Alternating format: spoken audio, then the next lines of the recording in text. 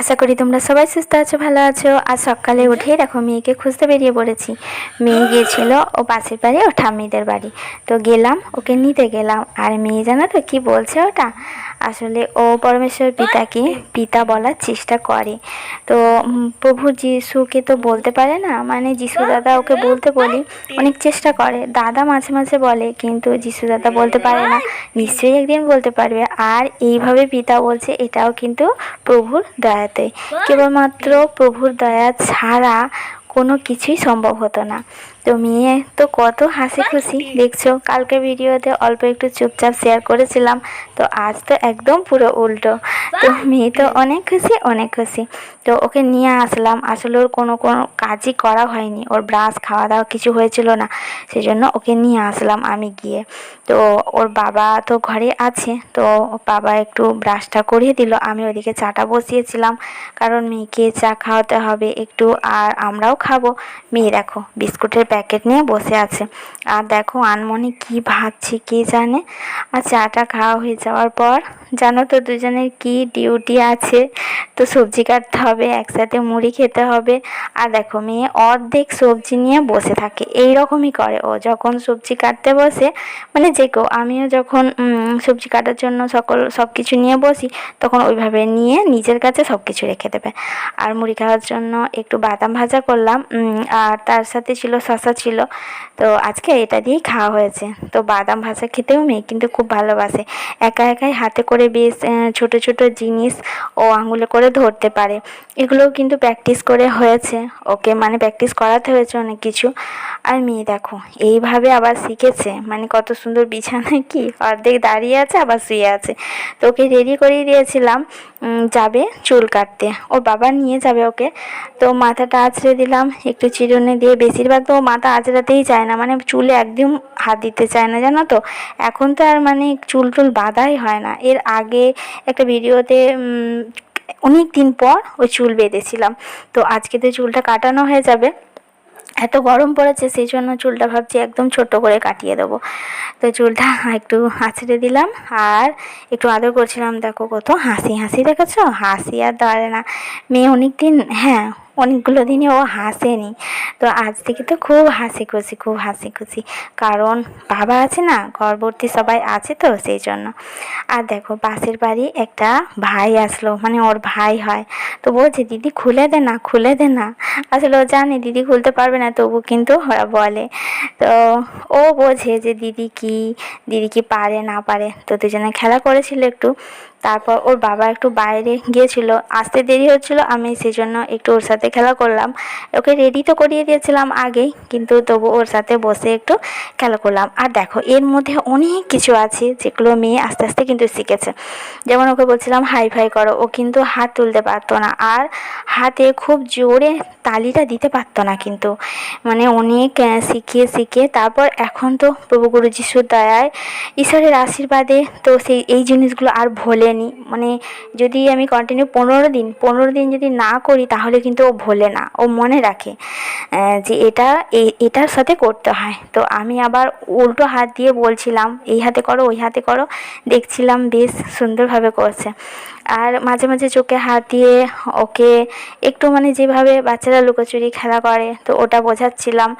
আর আমি বারবার চোখে হাত দিচ্ছি, মানে ওকেও কিন্তু ঘুরিয়ে ওর হাতটা নিজে চোখে দিতে হবে, কারণ তাহলে ও বুঝবে মা এভাবে করেছে, মানে আমাকেও ওভাবে করতে হবে।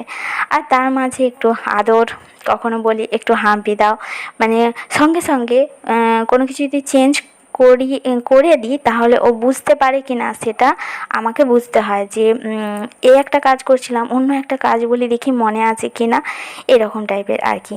আসলে আমার যা মন থেকে হয় আমি সেইভাবেই ওকে শেখানোর চেষ্টা করি। আর তারপরে আগে তো যখন থেরাপি করাতে যেতাম, তখন তো ওগুলো জানা আছে কিছু কিছু জিনিস, যেগুলো ওনারা শিখিয়ে দিয়েছিলেন আমাকে।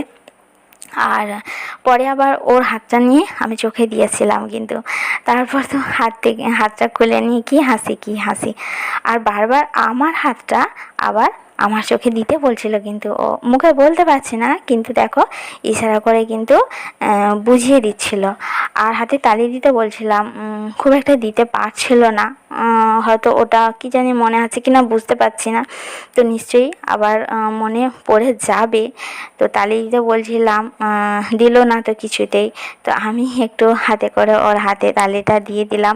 আসলে যখন ভজন করি কিন্তু তখন ওর মনে থাকে যে ভজন করার সময় এই জিনিসটা আমাকে করতে হয়, তখন কিন্তু ও মাঝে মাঝে তালিটা দেয়। তো যাই হোক, এতটাই তোমাদের সাথে শেয়ার করলাম। আর আমরা তিনজন, আমাদের পরিবার, আমাদের সবাই সুস্থ আছি, শান্তিতে আছি, কেবলমাত্র কিন্তু প্রভু গুরু যিশুর দয়াতেই। তো ভালো মন্দ খাওয়া, পোশাক আশাক তো সবাই দিতে পারবে, কিন্তু মনের শান্তিটা একমাত্র ঈশ্বর ছাড়া কিন্তু কেউ দিতে পারবে না। মনের ভেতরে যে চিন্তা ভাবনা, দুশ্চিন্তা, সবসময় বিপদের ভয়, এগুলো কিন্তু একমাত্র ঈশ্বরের নাম নিয়েই কিন্তু আমাদের মন শান্ত হতে পারে। তো আমি সেটা বুঝেছি বলেই আমি কিন্তু বললাম, কারণ আমি না বুঝে না জেনে বলছি না, কারণ আমার মনেরও অবস্থা এরকমই হয়েছিল, সেই জন্যই তোমাদের সাথে শেয়ার করছি। তো তারপর ওকে জুতোটা পরিয়ে দিলাম। চুল কাটাতে নিয়ে যাবে ওর বাবা, তো তো ভিড় হবে মোটামুটি, তো তাড়াতাড়ি ছেড়ে দেবে বললে তাড়াতাড়ি দিয়ে দেয়। তো যাই হোক, দুজনে বেরিয়ে পড়লো।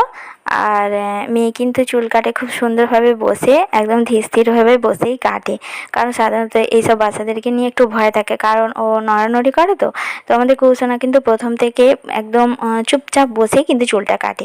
তো তারপর দেখো এই যে চুল কাটা হয়েছে, খুব একটা মানে ছোটো করেন, ওর বাবাকে বলেছিলাম একদম ছোট করে কাটাতে, তো আমার তো খুব একটা পছন্দ হয়নি।